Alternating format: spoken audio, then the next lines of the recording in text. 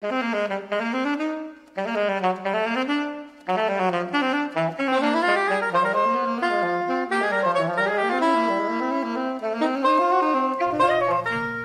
tardes, ¿cómo les va? Programa número 20 de Al Derecho y al Revés, que tiene la gran vuelta de Alfredo Popritkin con nosotros. Grande, Alfredo, acá estamos. Che, 20, ¿estás seguro? Sí, señor. Qué numerito, Programa qué numerito. número 20 por Ecomedios AM 1220. Y acá estamos con Adalberto Buceto y con Enrique Schiarsky. Yo soy Alejandro Drukarov. En la producción, como siempre, Federico Politi. Y operando todos los controles, Gerardo Subirana. Así que, como siempre, bueno, saben que se pueden comunicar al 4325-1220 o a dejarnos mensajes en contestador en el 5254-2353 o mandarnos un email al derechoyalreve2017@gmail.com. Y vamos a alargar rápido porque tenemos un día que no da tregua. Y antes de que Alfredo abra con este temita tan preocupante y tan complejo de la salada, mencionamos nada más un tema que está en los diarios, pero que todavía necesita mucho debate y da para mucho, realmente, que es la multa récord que la Comisión Europea le acaba de imponer a Google, 2.424 millones de euros por abusar de su dominio en las búsquedas, es decir, abuso de posición dominante, aprovechamiento de su hegemonía en el mercado de búsquedas en la web y privilegio a su servicio de comparación de precios Google Shopping, con lo cual está favoreciendo sus propios servicios por encima de la competencia al momento de ofrecer una respuesta. Y esto no lo vamos a tratar a fondo, pero la verdad es que en un mundo que pretende funcionar sobre la base del mercado, que una de las empresas más grandes del mundo abuse de esa manera de su posición dominante, es una muestra también de alguna manera de corrupción, ¿no? Alejandro, ¿sabes lo que yo más rescato de todo esto? Es que existe un control incluso para las grandes empresas multinacionales que adquirieron y tienen un poder increíblemente grande, enorme, no solo un poder económico, sino un poder estratégico, a pesar de lo cual, frente a una situación injusta, una situación de querer ir más allá en el apoderamiento de ese mercado, tiene alguien que le pone límites, en este caso la Unión Europea.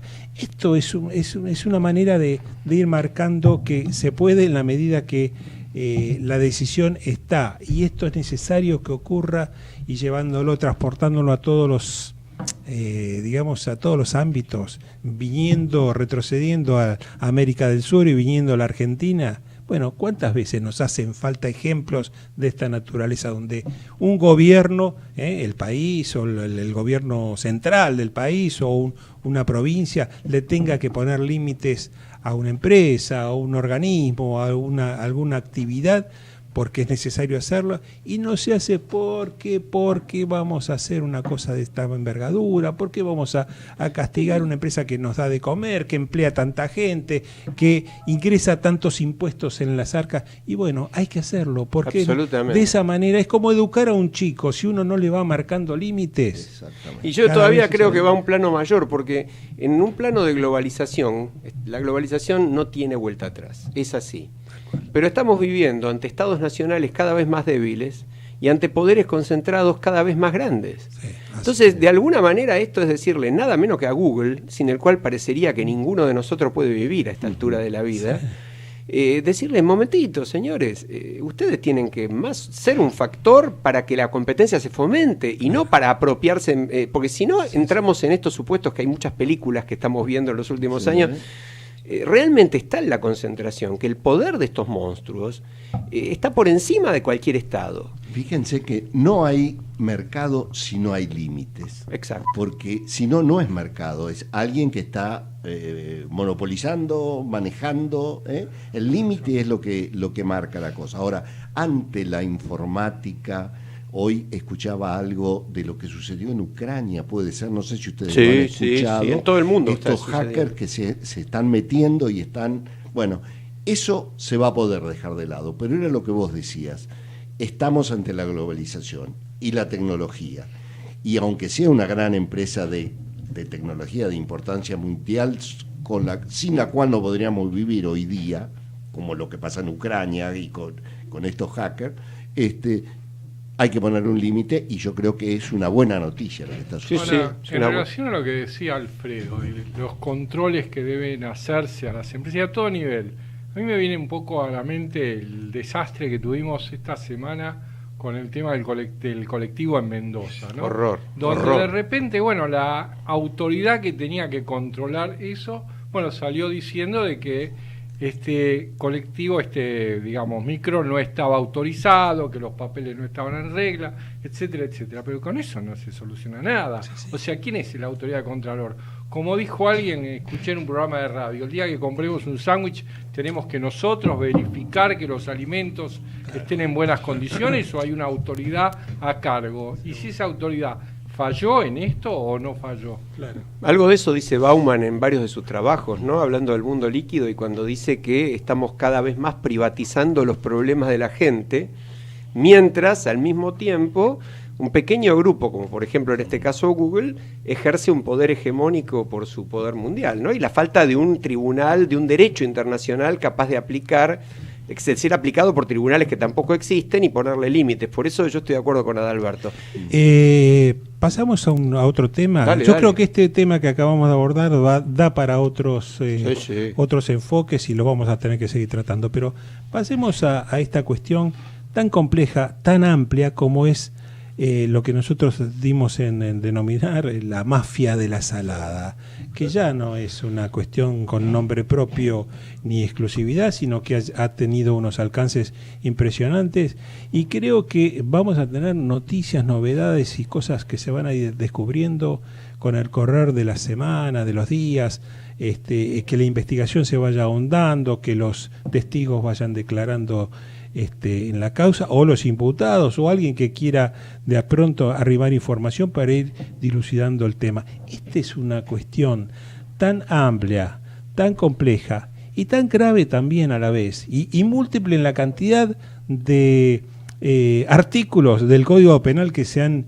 infraccionado, que se han violentado, que se los han pasado por arriba. Y no solo del Código Penal, del Código Tributario, porque no se pagaron los impuestos, de los códigos laborales, porque hay trata de la personas, Constitución misma, trabajo esclavo. todo tipo de legislación, y cómo el sistema, yo diría, político primero, pero también el sistema policial, el sistema judicial, se ha ido adaptando para que todo esto pudiera funcionar, porque esto que vamos a decir no es ninguna novedad, estamos cansados de escucharlo, pero la realidad es que sin que hubiese un visto bueno de la política, de la justicia y de las autoridades policiales, no hubiera sido posible. No hubiera sido Ahora, posible. tengo una pregunta, Alfredo, para hacerte. A ver, si puedo. Mi impresión es de que alguien se puso los pantalones. ¿Qué quiere decir? Alguien decidió romper o empezar por un lado, por una punta, para que esto aflorara, y tomó el camino. Para vos, ¿quién es el que hizo? Yo no lo tengo claro todavía. ¿Es el Poder Judicial, en base a sus fiscales, que dijo, bueno, esto ya es intolerable, vamos a meternos? ¿Es el poder político? O sea, es el oficialismo el que le dijo, sí, métanle para adelante. Mira, ¿De lamentablemente que ya no lo sepamos todavía. No, ya hay datos sobre esto, y está bien lo que vos decís, porque uno, si le encuentra la punta al ovillo, por ahí podemos decir, bueno, ¿por qué este criterio no lo aplicamos para otro caso? Claro. Y por ahí consigamos encontrar otras puntas de otros ovillos. Hoy lo estaba escuchando al nuevo procurador de la provincia de Buenos Aires, creo que se llama Julio, me parece que es Contegran, no me acuerdo si es Julio el nombre. Un hombre que fue muy clarito en su posición y reconoció que él no es el que, digamos, tiene que llevarse el reconocimiento, porque en realidad él tenía toda la intención de llegar a esto, pero no lo había pensado que esto iba a ocurrir tan pronto, que hubo un desencadenante. ¿Cuál fue? Y bueno, fue los hechos que se conocieron acerca de una cantidad de pruebas que se han venido ocultando, y que ha formado parte justamente de de ese amparo mafioso por parte de la justicia, en este caso fiscales y jueces, que de pronto se empezó a dar a luz a raíz de que hay decisiones y hay que reconocerlo. Yo creo que la gobernadora de la provincia de Buenos Aires está dispuesta a ir de frente contra este tipo de mafia. Lo que pasa es que no es simple, no es sencillo. Y además, Alfredo, a mí me parece bien, yo también tengo esta sensación de que la gobernadora ha encabezado una actitud distinta de cese de tolerancia a estas cosas que todos conocían, porque no hay político que haya pasado por la provincia que no la conociera. Todos los Varios partidos tuvieron por ahí la intención de hacer cosas y también los echaron por eso. Me acuerdo de algunas cosas que hizo Arlanian en su momento y que le costaron el puesto rápidamente. Ahora, hoy yo digo, ¿no? Si como sociedad no tomamos una actitud de pensar que las cosas buenas son buenas con independencia de quién las haga, ahí no tenemos salida. Claro. Yo creo que esa es la valoración. ¿Ha habido medidas buenas en gobiernos que no nos gustaron? El anterior, el actual, el de hace 20 años o el que venga la semana que viene. Tomemos que son buenas medidas, claro, y aprovechémosla y vayamos de lleno con eso, porque lo que no se puede admitir, y esto pasa con la corrupción todo el tiempo, y acá está involucrada la corrupción, y posiblemente está involucrada la corrupción en ramificaciones que afectan a más de un partido, y que afectan a la oposición, pero también afectan posiblemente en algo al oficialismo. Pero la clave es que los corruptos son corruptos, no pueden ser corruptos mejores porque son más simpáticos. Claro, porque pertenecen a un partido que no tiene cartel de corrupto, ¿no? A mí me llamó tanto la atención. Bueno, pero el tema entonces, de que Castillo... conclusión, estamos de acuerdo que, respondiendo a tu pregunta, que es muy atinada, para mí se alinearon los planetas. Claro. Sí, exacto. Esto es lo lamentable, que muchas cosas se descubren por casualidad. Y pensemos en los bolsos de López, por ejemplo. Sí, señor. Sí, señor. Pensemos, no sé, pensemos en la filmación que se dio a conocer respecto a la, ¿cómo se llama? A la Rosadita. A Rosadita, la financiera. Claro, Bueno, y si no hubiera sido por eso, esa causa hubiera seguido durmiendo el sueño de los justos. Está bien, pero de alguna manera vos bueno, y yo lo vimos cuando estuvo Sergio Moro acá y todos los demás también, ya hablamos mucho de este tema. Sergio Moro no es un marciano. Es un brasilero y es un juez de Brasil. Sí. Tuvo la oportunidad, no solamente la intención y la vocación, la oportunidad. Esto lo decía el fiscal anticorrupción de Perú, el que lo metió preso al segundo de Fujimori y arrancó Ugas, el presidente de Transparencia Internacional, que va a volver ahora en pocos meses. Cuando estuvo acá dijo, nosotros hicimos todo lo que pudimos, pero tuvimos la oportunidad. Claro. 6 meses antes era impensable, no lo hubiéramos tenido, y quizás 6 meses después tampoco. Bueno, yo creo que esto ya toca un poco, linda con otro de los temas que vamos a tratar hoy, que es el tema de la oportunidad. La semana pasada, y perdón que me estoy adelantando a la cuestión, la semana pasada hubo una movida, un acto, el 20 de junio, recordemos, donde parte de la ciudadanía, de la población, dijo, bueno, marchemos a Comodoro Pi a exigirle a los jueces que terminemos con este tema de la impunidad. Y a Comodoro Pi un poco emblemáticamente, porque allí están los jueces que resuelven los casos de corrupción, aquellos casos emblemáticos sobre todas estas temáticas. Tanto jueces de primera instancia como camaristas. Que resuelven o que hacen eternos. O que debería resolver. Vayamos a reclamarle a ellos. Bueno, ¿qué pasó con esa movida? Sí, realmente fue una movida significativa, importante. Allí se dejó claramente expresado cuál era la problemática, fue ante un reclamo de justicia, que vayan para adelante. Justamente hubo algunos carteles que se invocaban, ¿sí? ¿Por qué no hacemos acá en la Argentina lo que hizo el juez Moro, por ejemplo, con el tema del lavallato en Brasil? Yo creo que hay una diferencia. Una cosa es descubrir algunos de estos casos significativos por casualidad, y otra cosa muy diferente es porque se ha generado la estructura y además de tomar las decisiones, y se cuenta con el equipo judicial, policial, etcétera, y con todo ese conjunto se ha ido para adelante. Esto es una cosa muy distinta a descubrir los temas por casualidad. Yo creo que acá falta ese aditamento, falta la decisión. Ahora, firme de un grupo de jueces y de gobernantes también a nivel nacional que vaya para adelante. Pero quizás estemos cerca de una oportunidad, ¿no? Porque yo también estamos saltando los temas, pero todos los vemos vinculados. Lo que pasó en esta semana con el caso de Menem es para mí una cosa sumamente interesante también, porque esto viene pasando hace muchísimos años. Claro. El expresidente Menem está condenado 2 veces, en una por sentencia definitiva de la Cámara de Casación la semana pasada, que fue la última noticia, pero en otra por una sentencia de hace 3 años de tribunal o 2 años de tribunal oral por el tema de los sobresueldos, donde estamos hablando de la malversación de $600 millones a valores de hace 20 años. Las 2 causas duraron 20 años. La segunda es por contrabando agravado de armas. Es decir, estamos hablando de un caso que en cualquier país que uno pudiera llamar medianamente acorde con las normas del Estado de Derecho democrático, habría sido un escándalo gigantesco, intolerable. Y este señor va a la segunda reelección como senador, y durante todo ese periodo pudieron haberlo removido desaforado como corresponde, porque había más que argumentos suficientes, y no lo hicieron. Y ahora lo que yo veo de positivo es que ha habido escándalo con esto. En estos días ha habido escándalo.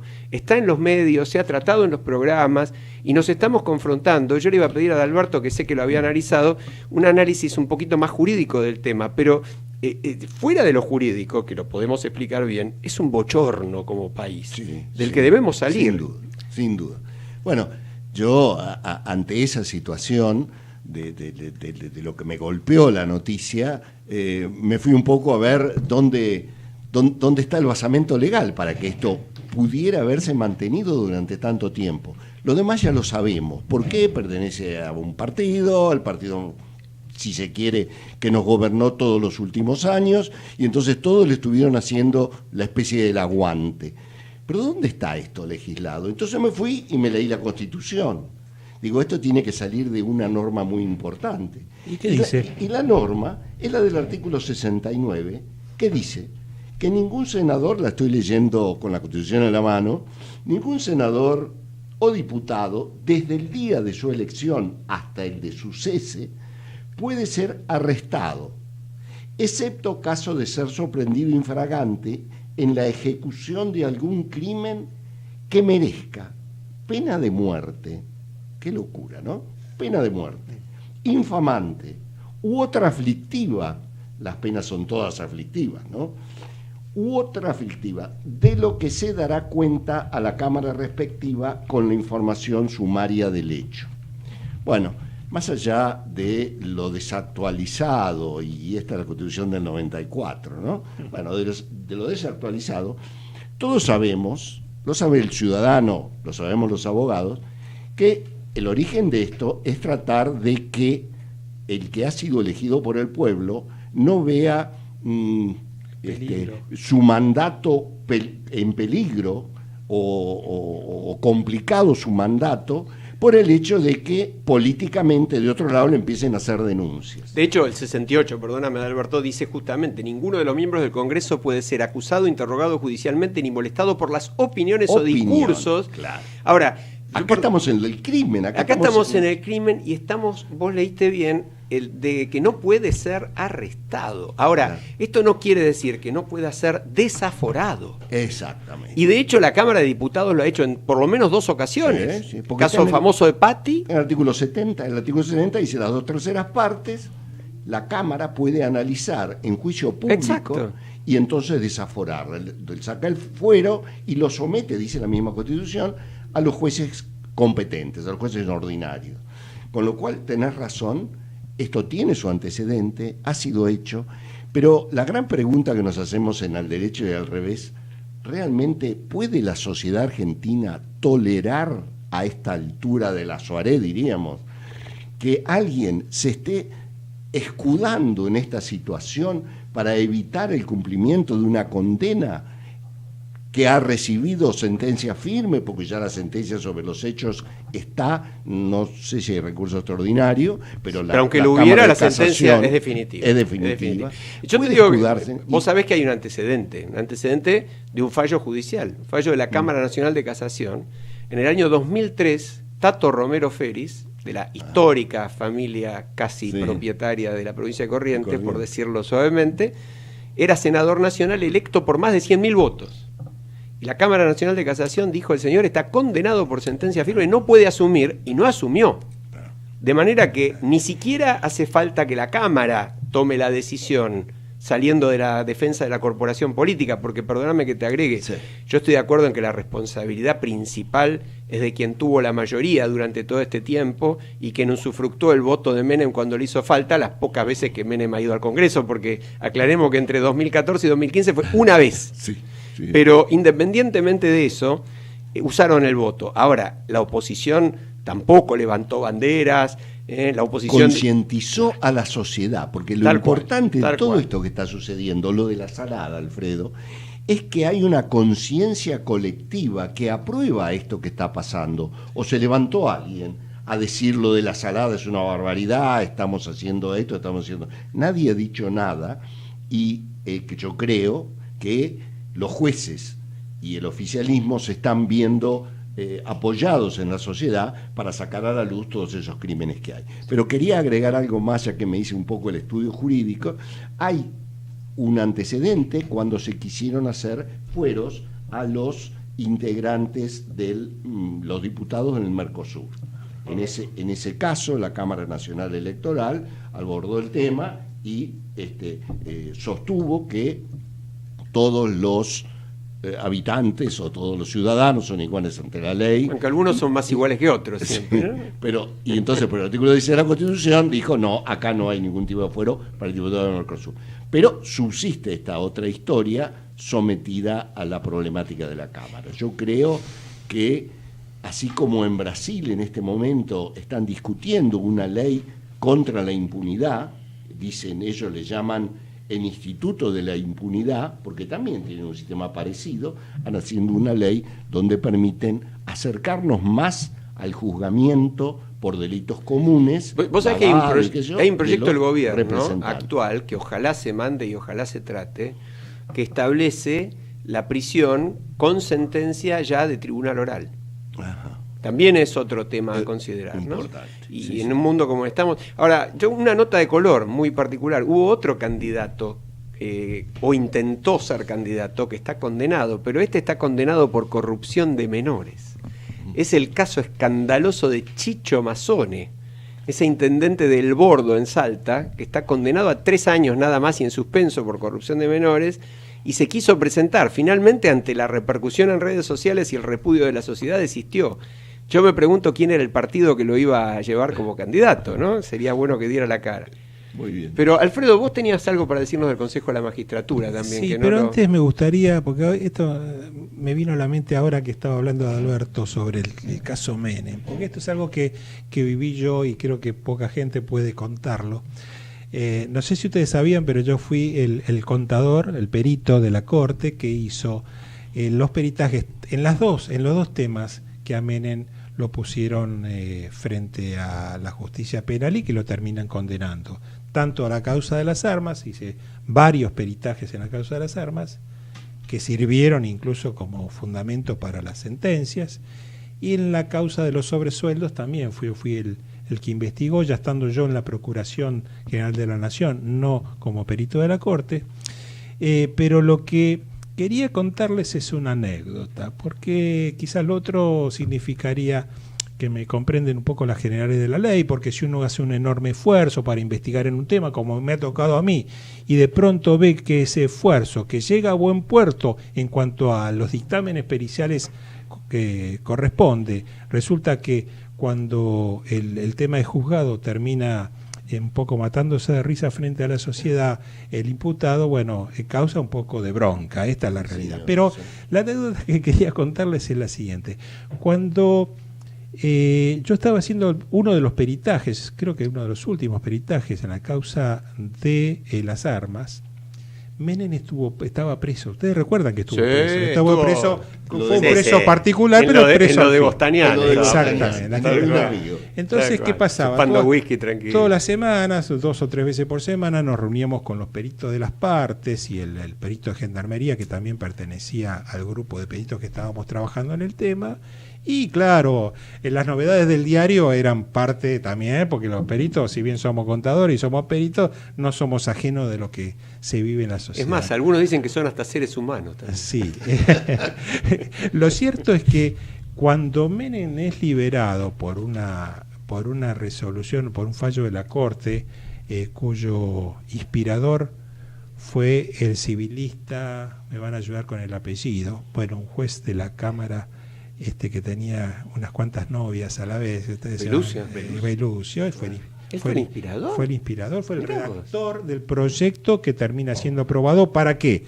Para liberarlo a Menem y dejarlo libre mientras el caso estaba siendo juzgado. Todavía no había sido juzgado porque estaba la prueba realizándose, pero ya estaba detenido. Lo cierto es que en esa oportunidad tuvimos una reunión, digamos al día siguiente, una reunión de peritos al día siguiente, y aparece el perito. En ese caso no era por Menem porque Menem no tenía perito propio, pero sí por Yoma, que era algo más o menos lo mismo, con un papel en la mano, sacudiéndolo y refregándonos en la cara a todo el resto de los que estábamos trabajando en el tema, así, mira, ya lo conseguimos liberar, ¿no? Queriendo decir poco. Nada, esta anécdota nunca la tuve oportunidad de comentarla al público, pero me vino a la memoria y dije, bueno. Me imagino que no te habrás reído demasiado. No mucho, momento. Pero bueno, era parte del trabajo y de las reglas del juego. Así ahora, que qué locura, ¿no? Porque 20 años juzgando a un presidente que en funciones le pagaba miles y miles, yo me acuerdo que eran equivalentes de $10.000 por mes a cada uno, a varios de sus funcionarios, algunos, por supuesto, a los privilegiados, María Julia, Camilión que murió, bueno, y cosa espantosa, ¿no? Sí. Bien. Vos tenías algo, que tenemos un par de minutos para hablar del Consejo de la Magistratura. El Consejo de la Magistratura, sí, hay una gran preocupación con el tema del Consejo de la Magistratura. ¿Por qué? Porque nosotros intuimos, entendemos, evaluamos que las cosas no cambiaron demasiado durante el actual gobierno, en lo que al Consejo de la Magistratura se refiere. Realmente falta un cambio de actitud allí, porque me parece que ahí está, como dicen, la madre del borrego. Porque si los jueces los jueces que tienen que hacer justicia, se encuentran muy sueltos de cuerpo haciendo o dejando de hacer las cosas a su antojo y conveniencia individual, por subsistir en sus cargos o por la razón que fuere, o por intercambio de favores, si esos jueces no son de alguna manera controlados de cerca, el tema del control que ya lo abordamos al principio de esta charla con el caso Google, ¿no? Si no se sienten y no se ejerce un debido control sobre ellos y una sanción cuando corresponden, bueno, las cosas no van a cambiar. Las cosas no van a cambiar porque dicen que las personas son buenas por su naturaleza, pero son mejores si se las controla. Y creo que en este caso es muy válido, a pesar de tratarse de magistrados de la nación en cargos tan importantes como es la justicia penal federal. No está funcionando, se siguen tomando las cuestiones a la ligera. Primero, predomina la decisión política en el Consejo de la Magistratura por sobre la decisión técnica. O sea, no se evalúa si un juez obró bien u obró mal dentro del marco del ejercicio de la profesión de magistrado, sino que se analiza, bueno, a quién le conviene o a quién le deja de convenir que este juez sea sancionado y qué consecuencias genera. Y quizás en el Consejo, lo que vos decís, quizás se ponga más en evidencia todavía que en otros lados, porque si pensamos lo que dijo Alfredo recién, es un horror. Me dejás ejemplificar, porque a mí ¿no? me gusta dar ejemplos, ¿no? Y tengo que volver lamentablemente a casos propios, porque en realidad se trata de otro caso propio. Hace un año y pico más o menos denunciamos a el juez Luis Rodríguez, un juez federal, por la causa Liuzzi. No sé si se recuerdan quién era Liuzzi. Liuzzi era el segundo subsecretario de Zanini, Presidencia de la Nación, de Legal y Técnica. ¿No es cierto? Zanini seguía Liuzzi. Bueno, este hombre involucrado en 1001 problemas, pero lo cierto es que todavía tiene una causa de enriquecimiento ilícito. Y en esa causa se estaba investigando el perito de contador, la voy a hacer corta, resumida. El perito contador oficial en esa causa dijo que el IUCI no justificaba el patrimonio. Lo dijo una vez. Mandó la pericia, el juez de alguna manera quiso, lo citó, lo convocó para que cambie de opinión o para que explique por qué dice eso. Bueno, el perito se mantuvo, en este caso se mantuvo firme. Y le mandó a hacer una pericia, una nueva pericia sobre la misma temática. Para que dé un resultado distinto. Para que cambie el resultado. Y bueno, oh sorpresa, el resultado no solo se mantuvo, se ratificó y se agregaron otras temáticas. Bueno, a pesar de eso, Rodríguez, el juez, ¿lo sobreselló? Sobreselló. Qué horror. Ya por segunda vez, pues ya había un sobreseimiento anterior de Ollarvide, pero bueno, estamos hablando del de Rodríguez. Lo sobreselló en contra de lo que decía el perito. Claro, el juez no está obligado a resolver lo que el perito dice, pero no puede ir en porta de la prueba evidente que existe. Un fundamento muy importante. Bueno, la cuestión de que a raíz de eso, y como yo formo parte de una organización que tiene que ver con digamos, interpretar los aspectos contables y penales de ciertos asuntos, como entendíamos a profundidad el caso, porque hemos sido también peritos de la Corte y conocemos esta temática, bueno, decidimos que alguien tenía que denunciarlo a Rodríguez y fuimos nosotros. Bueno, en este mes de junio, las primeras semanas de junio, salió la resolución del Consejo de la Magistratura. Adivinen qué resolvió el Consejo. Qué horror. Qué vergüenza. Adelante con Rodríguez y a no lugar al planteo realizado. También es una cuestión de tipo personal, pero creo que nos hace mal a todos. No es personal, desde ya que no es personal. Pero bueno, vamos a la pausa, porque después de la pausa vamos a entrevistar a un juez que está un poco en las antípodas de los malos jueces de los que estábamos hablando. Muy bien. Vamos a la pausa. Ecomedios.com AM 1220. Estamos con vos. Estamos en vos. Descarga gratis de tu celular la aplicación Ecomedios. Podés escucharnos en vivo, informarte con las últimas noticias y entrevistas en audio y video. Búscala y bajate la aplicación Ecomedios. Podés vernos en vivo en ecohd.com.ar. Conectate con nosotros. Contestador 5-254-2353. Con Personal contrata el mejor plan de 4 GB por mes al mejor precio garantizado. Llévate un Huawei GW a 3.999 pesos o el nuevo Moto G Plus a 6.499 pesos. Internet para que todo suceda. Personal. Más información en personal.com.ar. Invitados especiales de diverso pensamiento para tener la versión de todos los sectores sociales.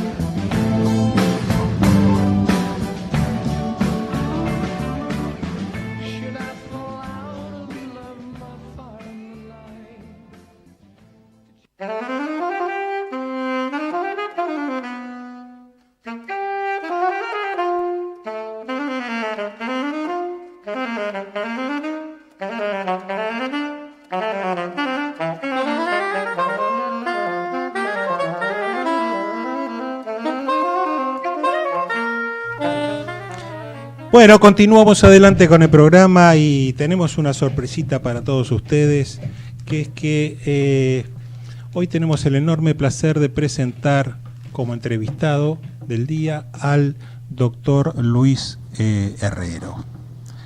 Herrero es a quien le llama, un poco para sintetizar y para que los oyentes entiendan rápidamente de quién se trata, es a que la gente le llama el juez de los jubilados.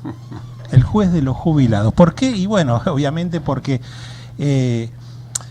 ha hecho a través de su ejercicio de la magistratura todo el esfuerzo posible que pueda hacer una persona, un profesional, y en este caso un juez de la nación, todo el esfuerzo por defender a los más desprotegidos, por llevar a hacer justicia a un ámbito donde la situación de todos estos últimos años fue, digamos, contraria a la comodidad de los jueces, a pesar de lo cual Herrero se mantuvo firme en su posición, y por eso, como es un juez que nos parece ejemplar y con una opinión muy autorizada, decidimos saludarlo y pedirle que responda o nos ilustre sobre algunas cuestiones que pudieron estar pasando en el fuero y que son todas novedades muy interesantes. Saludamos al doctor Herrero. Buenas noches, Luis, ¿cómo estás vos? ¿Cómo le va, contador? Es un placer enorme hablar con usted y con sus oyentes. El placer es nuestro, gracias por aceptar la entrevista y bueno, y queremos que de alguna manera nos ayude a interpretar cómo está la situación del fuero en estos momentos, que nos expliquen resumidamente. Recuerde que nuestra audiencia, si bien en gran parte son profesionales, queremos que nos entiendan claramente y con un mensaje muy contundente cómo usted ve la situación judicial de los jubilados, y después le vamos a preguntar algunas cosas que han pasado en los últimos tiempos y todo esto a la luz de los últimos fallos, en especial el tema del impuesto a las ganancias. En fin, lo dejamos que hable un poquito. Adelante. Bueno, es una pregunta no fácil de responder, como veo la situación judicial en nuestro país y la situación especialmente en nuestro fuero de la seguridad social, ¿no? La justicia previsional. La justicia previsional ha tenido siempre problemas como consecuencia de las malas, pésimas políticas en esta materia que todos los gobiernos han ido realizando en el transcurso del tiempo. Todavía seguimos con los mismos problemas también estructurales que esta justicia mantiene desde su creación en el año 1989 durante el gobierno del doctor Alfonsín. La cantidad de expedientes, los grandes volúmenes, que es Vox Populi, eso nos traban y nos impiden ser un fuero eficiente, rápido y expeditivo como debería ser, dado que en nuestro fuero litigan los jubilados, personas mayores, personas discapacitadas que se encuentran con problemas de exclusión, problemas de salud graves. Lo mínimo que podría esperarse es que la respuesta sea expeditiva, inmediata. Bueno, eso no se puede lograr porque estamos tapados de causas, de expedientes. No hace mucho se ha difundido un video donde se muestra claramente en el programa Intratables. Sí, lo vimos, muy gráfico. El depósito que le llaman los abogados previsionalistas el osario o el freezer, donde ahí se acumulan, están depositadas cerca de 80.000 causas con sentencia de primera instancia que no puede ingresar a la sala por falta de espacio físico. Bueno, hay que sumarle a esos 80.000 los 30.000 que están en trámite en las tres salas, en trámite del recurso de apelación correspondiente, y las 200.000 causas que están en trámite, calculamos 20.000 por juzgado federal de seguridad social, son 10 en primera instancia, de manera que el número de causas que es enorme y los sistemas con que nos manejamos, vetustos, atrasados, en la era de la digitalización todavía nos movemos con expedientes en papel. Bueno, esto lleva a que la justicia de la seguridad social no sea lo eficiente que debería ser. Luis, eso es un problema una cosa, no hay ningún plan de regularización de esta acumulación de expedientes, de casos, no hay nada. No, hablando con un distinguido colega, el doctor Antonio Travieso, que es muy conocido en el derecho público argentino, es titular de un departamento y es uno de los candidatos a decano en las próximas elecciones en la Facultad de Derecho de la UBA. Sí. Se horrorizaba ante esta situación y me decía exactamente lo mismo que usted, contador. Es más, él dice que se ofrecía, dado sus conocimientos, él trabajó en el Ministerio de Justicia durante el gobierno de la Alianza, en la información. Ahora, ¿de quién depende, Luis, de quién depende que haya un plan? Depende primero del Consejo de la Magistratura. La administración del Poder Judicial es una facultad que por la reforma constitucional del 94 le corresponde al Consejo de la Magistratura. En segundo lugar, a la Corte Suprema de Justicia. Han tenido problemas al respecto entre estos dos órganos desde que se creó el Consejo de la Magistratura, pero los dos tienen responsabilidad en esta cuestión. Ahora, doctor Herrero, sí. Si me disculpa, Alejandro Drukarov lo saluda. ¿Qué tal? ¿Cómo le va? Respecto del problema en sí, porque estamos hablando de cientos de miles de causas, sí, de jubilados, es decir, de nuestros viejos que tienen que cobrar por lo que hicieron toda su vida. Bien. Y la primera pregunta que se plantea cualquier oyente, más allá de los profesionales, es ¿por qué tenemos que tener cientos de miles de causas de abuelos reclamando por su dinero?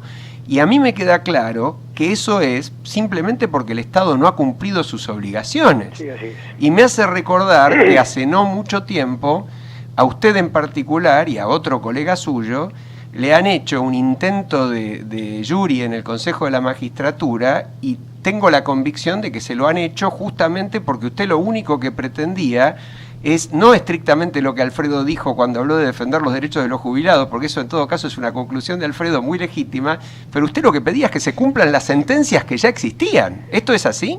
Es así, es así. Y lo más gracioso es la sentencia de la Corte Suprema. Y lo súper gracioso es que la Corte Suprema las revocó a estas medidas cautelares, a través de los cuales nosotros intimábamos al director ejecutivo a que cumpla algo que es obvio. Una sentencia del alto tribunal que tenía efecto erga omnes, como es el caso Vararo, la sentencia Vararo. Claro. Bueno, por bregar por el cumplimiento de una sentencia del alto tribunal que beneficiaba a miles de jubilados y les ahorraba, digamos, la necesidad de hacer un juicio interminable para percibir algo que la Corte ya había dicho en este precedente del año 2007,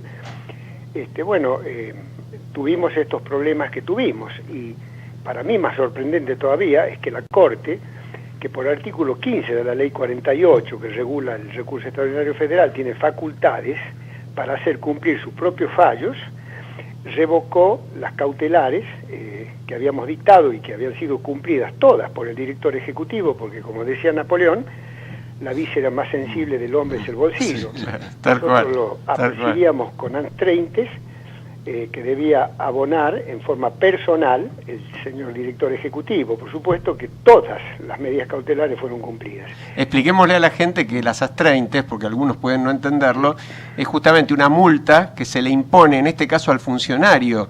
Y en realidad, por lo que yo recuerdo, hay un precedente de la propia Corte, cuando la Corte en la célebre causa Mendoza, por los temas del saneamiento del riachuelo, no se cumplían sus órdenes, le impuso al presidente de la CUMAR una multa si no la cumplía y no saneaba de una vez. Es decir, que ustedes hicieron lo mismo. Así es.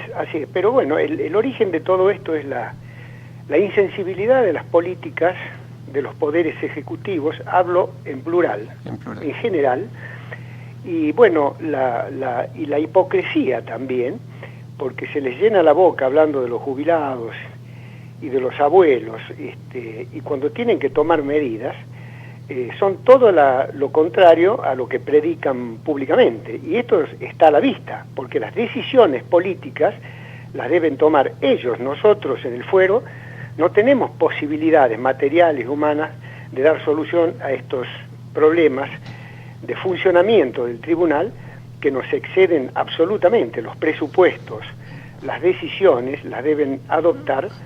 El presupuesto está a cargo del Consejo de la Magistratura y de la Corte Suprema, y las decisiones también las deben adoptar estos dos órganos, la Corte y este órgano extrapoder que es el Consejo de la Magistratura, y no se adoptan ningún tipo de medidas, y nosotros estamos en esta situación desde hace muchísimo tiempo. Le hace una pregunta a Enrique Schiarsky. Mucho gusto, doctor. Sí, ¿qué tal? ¿Cómo le va? Bien. Dos preguntas para ubicarnos en situación. Me interesaría saber, digamos, la mayoría de los juicios que hay son por diferencias de salarios en la aplicación de índices, etcétera. Esa sería la primera. Sí. Y la segunda es, ¿cuánto se estima que dura un juicio desde que comienza hasta que finaliza, para entender, digamos, de lo que estamos hablando? Bueno, un juicio previsional medio, normal, que es el reajuste de haberes mal liquidados por la Administración Nacional de Seguridad Social, dura desde el primer reclamo administrativo, que lo tenemos que computar, hasta el cumplimiento de la sentencia, no menos de 7 años. 7 años. 7 años. Así es. Ahora, doctor Herrero, le habla a Adalberto Buceto. Encantado. Bien, Digo, para mí es una cuestión de puro derecho o que depende de casi de una pericia. Porque digo, bueno, si hay testigos, si hay que buscar informes en el extranjero. Y la pregunta sería, ¿dónde está la mayor demora entonces? Claro, ¿por qué 7 años? Bueno, acá hay una conjunción de temas, una conjunción de problemas. Por un lado, sí, son cuestiones de puro derecho que se inician por malas liquidaciones que hace el organismo previsional. También tenemos las malas liquidaciones que hace el IAF y también los órganos previsionales de las fuerzas de seguridad, Gendarmería, Policía Federal, etcétera, que caen en nuestro fuero, especialmente en los suplementos de carácter general que según los decretos que los instituyen a favor de los activos les dan el carácter de no remunerativo o no bonificables, lo que generan infinidad de juicios también similares. Bueno, obviamente son, digamos, decisiones políticas que se toman y enviando de tal suerte a los beneficiarios a hacer interminables juicios, pero también acá hay responsabilidad nuestra, la de los jueces, porque los jueces tenemos todas las facultades legales, coercitivas, para obligar al cumplimiento de nuestros fallos, de nuestras sentencias de amparo, de nuestras decisiones cautelares, y no las adoptamos. Una de las situaciones más graves que padece el Poder Judicial argentino es la falta de decisión de los jueces en hacer cumplir sus decisiones. Yo siempre recuerdo que nosotros juramos cumplir y hacer cumplir la ley. Bueno, este último aspecto realmente estamos en deuda los jueces argentinos. Nosotros veamos lo que pasa en la justicia brasileña, por ejemplo. La justicia brasileña no duda en hacer cumplir sus fallos. La justicia penal tiene más de 100 jerarcas del gobierno actual detenidos, y la justicia argentina penal tiene apenas 3 perejiles presos, mientras sus jefes caminan por la calle absolutamente libres. Entonces el problema de la justicia argentina está en esto. Yo lo centro allí. Luis, una consulta, Alfredo Popritki. Sí, ¿qué tal? Bien, una cosa, el gobierno actual, una de las primeras decisiones que toma fue la sanción de la ley de blanqueo que supuestamente la recaudación tenía como destino principal y prioritario el cancelar la deuda o buena parte de la deuda con los jubilados. La pregunta es, ¿cómo está esa situación hasta este momento? Y otra pregunta que te quiero hacer a colación de lo que hablábamos antes es, vos decías que parte de la responsabilidad porque no se solucionan los problemas es atribuirle al Consejo de la Magistratura, otra parte a la Corte. Mi pregunta es, ¿no es posible que dentro del ámbito de la Cámara de la Seguridad Social y teniendo en cuenta las facultades de superintendencia que tiene la Cámara, más allá de la limitación en el manejo de recursos y otro tipo de cuestiones, no puede arbitrar decisiones propias como para poner en marcha un plan y obligar, digamos, a terceros, por ejemplo a ANSES, a que colabore y participe en una regularización en un tiempo más o menos prudencial, de 2, 3 años, 4 años, no sé cuánto? Yo tengo 30 años en la justicia, en la justicia provincial y en la justicia nacional. Tengo una gran experiencia. Y cada vez valoro más una frase de Ernesto J. Couture, porque no es vasco. Es vasco, pero no es francés.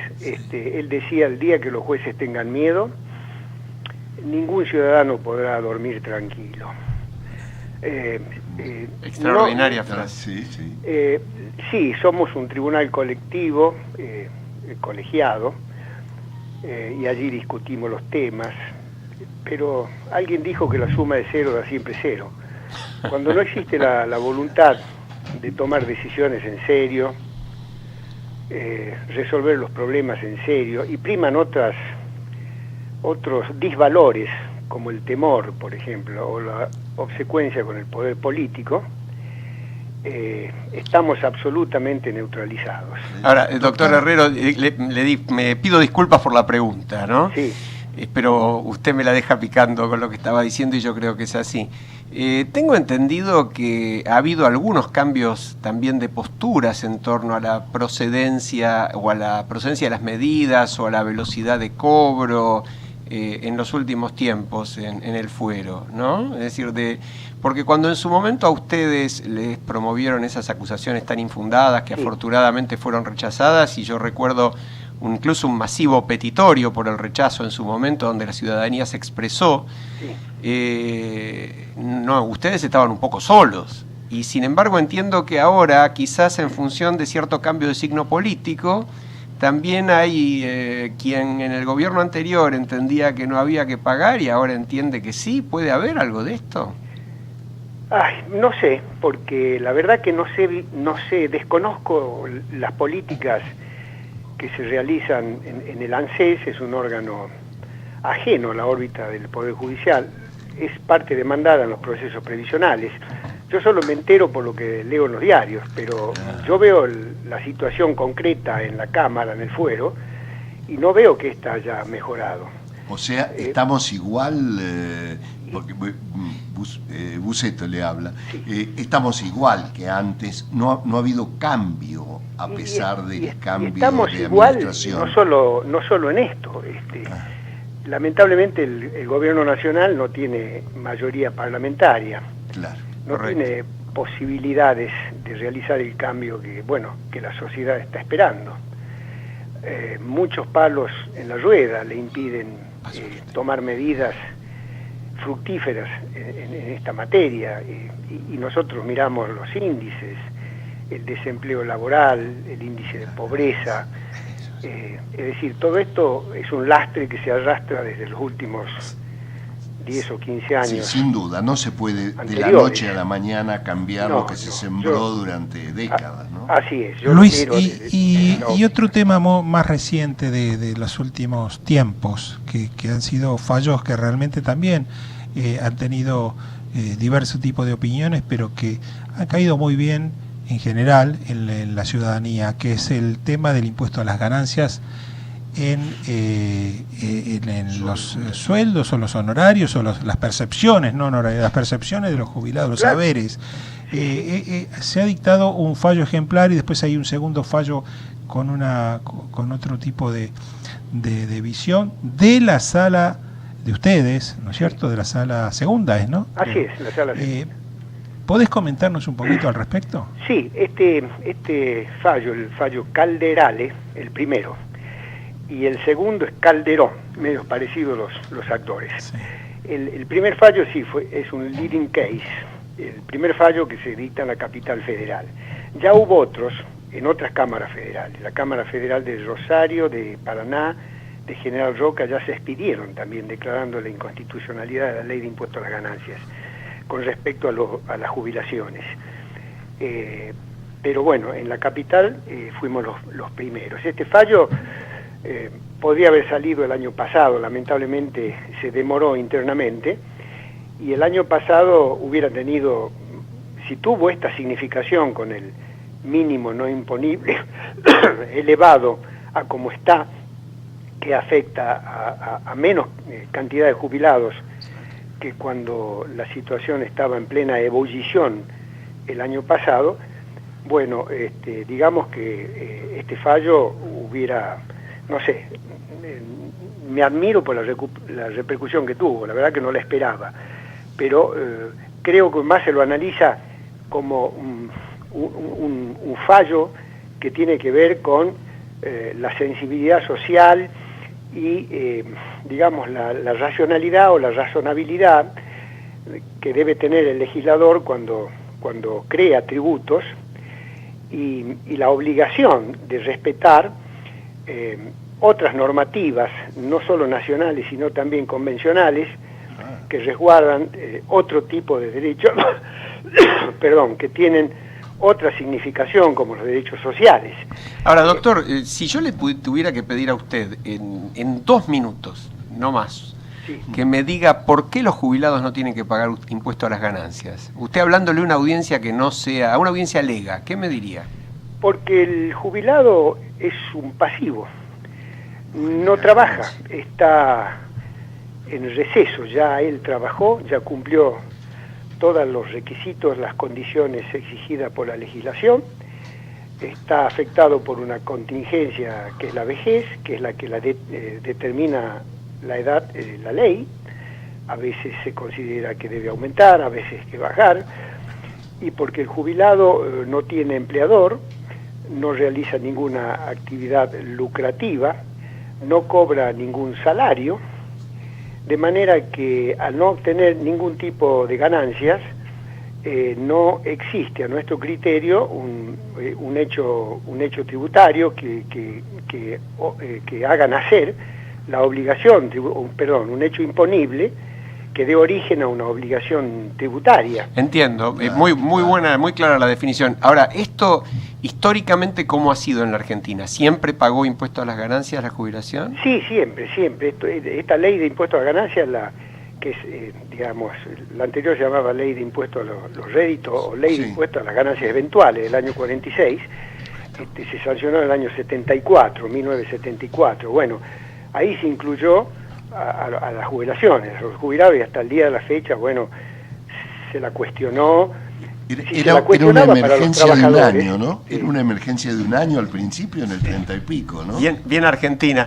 Doctor Herrero, tenemos el tiempo, usted sabe cómo es de tirano en la radio, pero le agradecemos muchísimo, ha sido una muy interesante entrevista y esperemos haberle aclarado temas a toda nuestra audiencia. Así espero, y los felicito a todos ustedes, la verdad que las preguntas fueron muy inteligentes y muy esclarecedoras y nos permitieron a nosotros contar cosas que a veces el auditorio desconoce. Muchas gracias. Y una cosa más, Luis, quisiéramos seguir teniendo un juez que con la sensibilidad con la cual desempeñás la magistratura día a día, y que eso de alguna manera, y esto es un ruego, que colegas tuyos de alguna manera sigan el camino. Claro, continúen esa senda. Así que muchas gracias por el trabajo que has hecho todos estos años. Un abrazo inmenso. Igualmente, hasta pronto. Nos estamos yendo hasta la semana que viene. Le pasamos la posta a Vélez Radio. Carlos Martino.